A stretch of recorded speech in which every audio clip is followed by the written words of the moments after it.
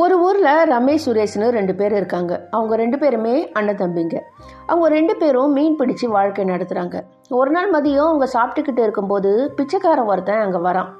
எலும்பும் தோலுமாக இருந்த அவனை பார்க்கவே பரிதாபமாக இருக்குது. அந்த பிச்சைக்காரன் அவங்க கிட்ட சாப்பிட்டு 4 நாளாச்சு, எனக்கு பசிக்குது, ஏதாவது தாங்கன்னு கேட்குறான். ரமேஷ் அவனுக்கு கொஞ்சம் சாப்பாட்டை எடுத்து தரான். இதை பார்த்த சுரேஷுக்கு கோபம் வருது. அண்ணா, இது போல் சோம்பேறிங்க கிட்ட இரக்கம் காட்டாத அப்படின்னு தடுக்கிறான். அதை கேட்காம ரமேஷ் சாப்பாட்டை கொடுக்குறான். அடுத்த நாளும் அதே போல் சாப்பிட்ற நேரத்தில் அந்த பிச்சைக்காரன் வரான். திரும்பவும் வந்ததில் சுரேஷுக்கு கோபம் வருது. டேய் சோம்பேறி பையா, அடுத்த முறை உன்னை இங்கே பார்த்தா தொலைச்சிடுவேன் அப்படின்னு கத்துறான். ஆனால் ரமேஷ் அவனுக்கு அன்னைக்கும் சாப்பாடு கொடுக்குறான். 3வது நாளும் பிச்சைக்காரன் அங்கே வரான். அவனை பார்த்த கோபத்தில் சுரேஷ் அங்கிருந்து தூண்டில் ஒன்றை எடுத்துக்கிட்டு அவனை ஏரி கரைக்கு கூட்டிகிட்டு போகிறான். இப்படி பிச்சை எடுக்கிறியே, இதெல்லாம் ஒரு பிழைப்பா? உனக்கு மீன் பிடிக்க கற்றுத்தரேன், இந்த தூண்டிலை வச்சு பொழைச்சிக்கோ அப்படின்னு சொல்லி மீன் பிடிக்கிறது எப்படின்னு கற்றுக் கொடுத்துட்டு அங்கேருந்து வந்துடுறான். அதுக்கப்புறம் பல நாட்களாக அந்த பிச்சைக்காரன் வரவே இல்லை. அவனை 2 பேருமே மறந்து போயிடுறாங்க. ஒரு நாள் ரமேஷும் சுரேஷும் டிவி பார்த்துக்கிட்டு இருக்காங்க. ஒரு அழகான குதிரை வண்டியில் ஒருத்தர் வராரு. அவர் கையில் தங்கத்தால் செஞ்ச தூண்டில் ஒன்று இருக்குது.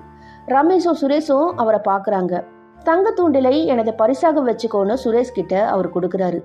தன் வீட்டுக்கு வந்த பிச்சைக்காரன் தான் இவன்னு ரமேஷுக்கு அப்போதான் தெரியுது. அவனுக்கு சரியான கோபம். நீ சாக பிழைக்க இருந்தப்போ உனக்கு சாப்பாடு கொடுத்து காப்பாற்றியது நான் தான், எனக்கு தான் இந்த தங்க தூண்டிலை தரணும், எனக்கு தான் அப்படின்னு கத்துறான் ரமேஷ்.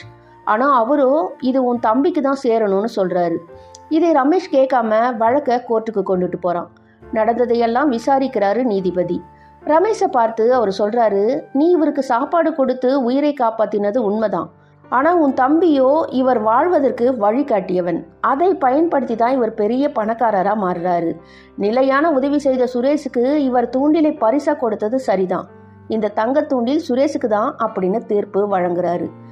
நாம் செய்யும் உதவி அப்போதைக்கு கஷ்டம் தீர்த்தால் மட்டும் போதாது, எப்போதும் கஷ்டம் வராதபடி உதவி செய்தல் வேண்டும். இதுவே இந்த கதையின் நீதி.